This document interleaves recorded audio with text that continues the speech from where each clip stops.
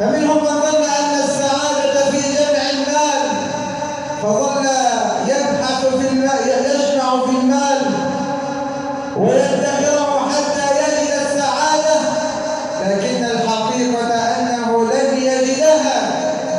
ومنهم من ظن أن السعادة في المنصب والجاه والسلطان فظل يسعى لكي يتحصل على أعلى المناصب في الدنيا لكنه لن يجد السعادة. ومنهم من ظن أن السعادة في كثرة الولد والعزوة لكنه لن يجد السعادة. وإن فتشت عن الحقيقة فالسعادة كل السعادة هي في الرضا بما قدره الله جل وعلا من خير أو شر. هذه هي السعادة الحقيقية التي نبحث عنها ونسعى لأجلها.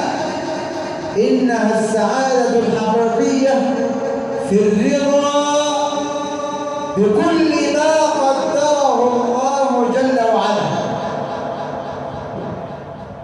والنبي صلى الله عليه وسلم كان أكثر دعائه أن يقول اللهم ارزقنا الرضا بما قضيت.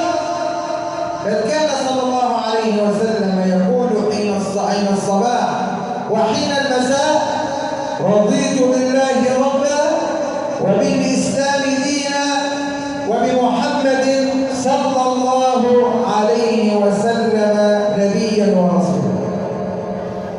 والرضا أن يكون العبد الحمد لله راضيا بما قسمته لي من غنى وفقر. وما معنى كلمة الحمد لله؟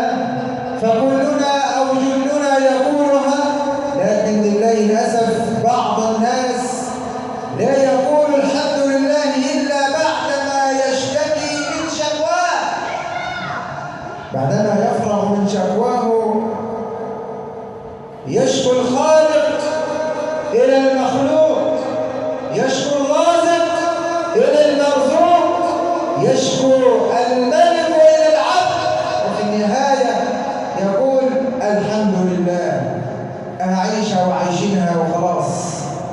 هذا الكلام لا يليق بجلال الله وكماله سبحانه وتعالى. كلمة الحمد لله الله جل وعلا يريد منك أن يسمعها منك في الأولى والآخرة. قال جل وعلا وله الحمد في الأولى والآخرة.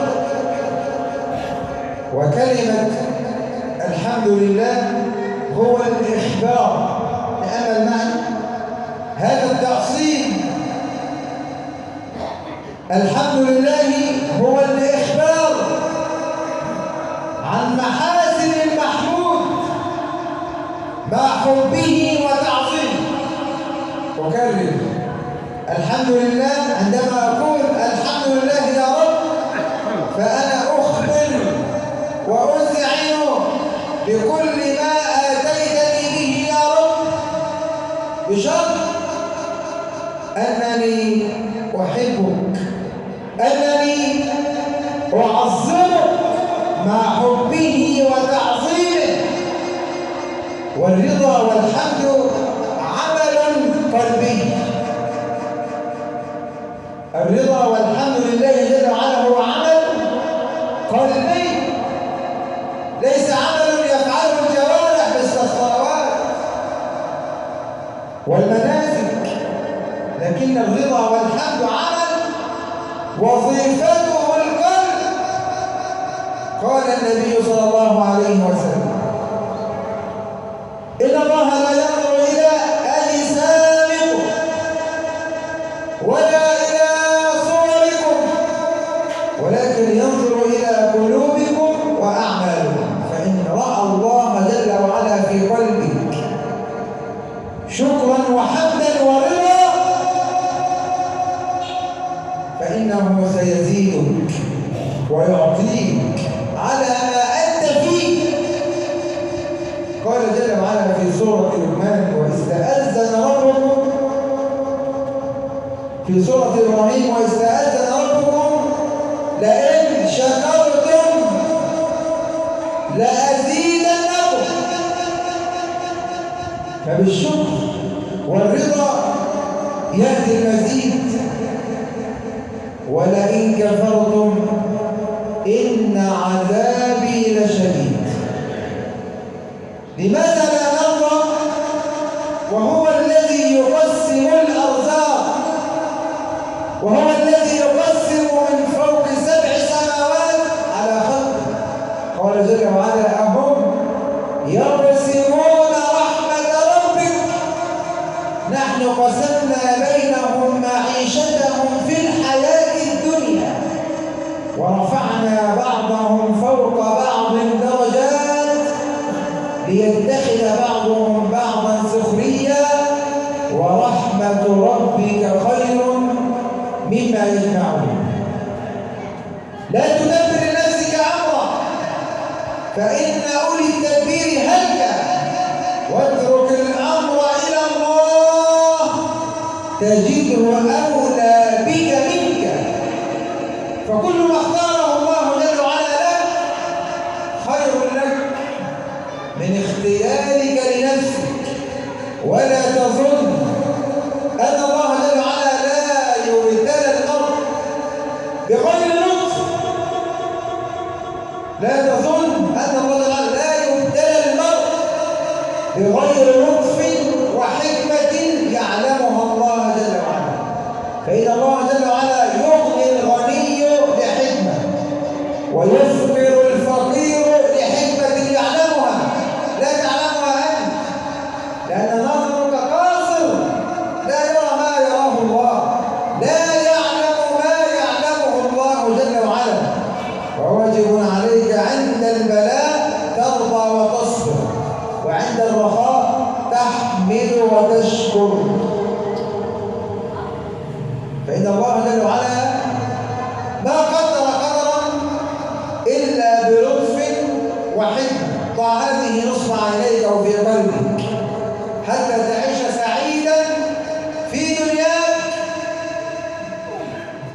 وتتمتع بدنياك برضا تام من الله جل وعلا. فالسعيد كل السعيد هو الذي يرضى بما قسمه الله له. ولذلك قال النبي صلى الله عليه وسلم ليس الغنى عن كثرة العرض، ليس الغني الذي معه مال وجاه وسلطان وعزوة وولد، لكن الغني غنى النفس. الغني هو الذي يرضى بقلبه عما آتاه الله جل وعلا، والراضي لما قدره الله جل وعلا له لا يكون حاسدا ولا يكون حاقدا ولا يحمل في قلبه غلا لأحد. لماذا؟ خلي بالك، لأنه يعلم أن الله جل وعلا هو المقدر وهو المقسم. فلا يجعلنه غني ولا يجعلنه صاحب مال وجاه وسلطان، لأنه يعلم وفي قلبه راسخا هذا اليقين أن الله جل وعلا هو الذي يقسم الأرزاق، وهو الذي يعطي هذا ولد، وهو الذي يعطي هذا إناث، وهو الذي يمنع من هذا الولد، وهو الذي يعطي هذا ويمنع من هذا ويفطر هذا ويمرض هذا.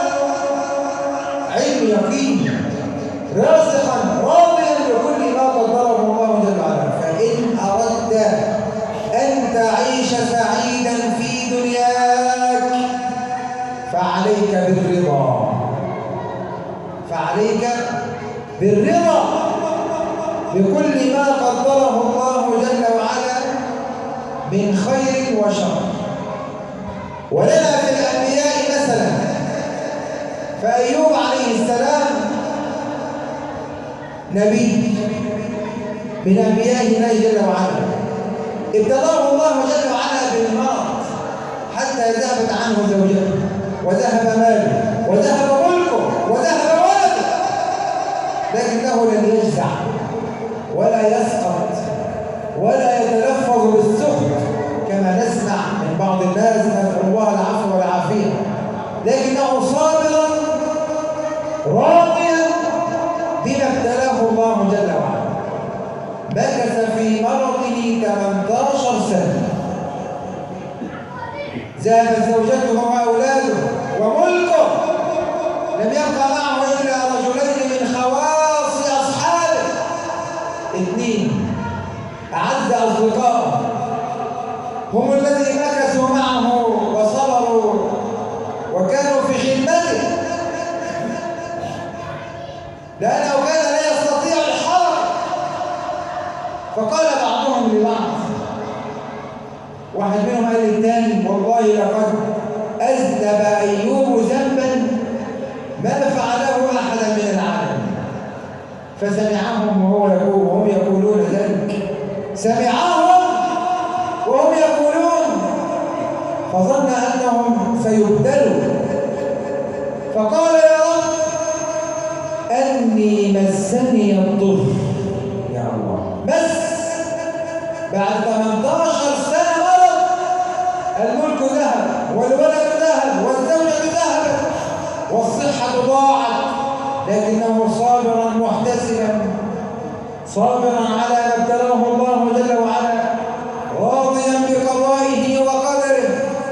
فالله جل وعلا قال: أنضرب برجلك هذا، ففجر الله له عين ماء، هذا مغتسل بارد وشراب.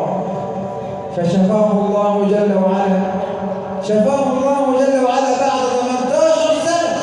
فيا صاحب المرض اصبر والله، لأن الله جل وعلا إذا ابتلى المريض بمرض، اعلم أيها المريض أن الله جل وعلا يحبك، وأن الله جل وعلا سيرفع من درجتك في الآخرة. لكن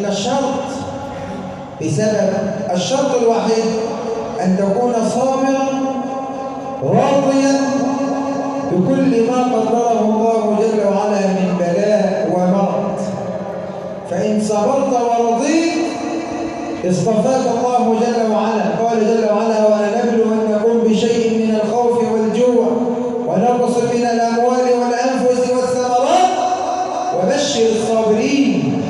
الصابرين الذين إذا أصابتهم مصيبة قالوا إنا لله وإنا إليه راجعون. اسمع، أولئك عليهم صلوات، لم يكن صلاة، والصلوات هنا رحمات من رب الأرض والسماوات. أقول قولي هذا واستغفر الله لي ولكم إنه هو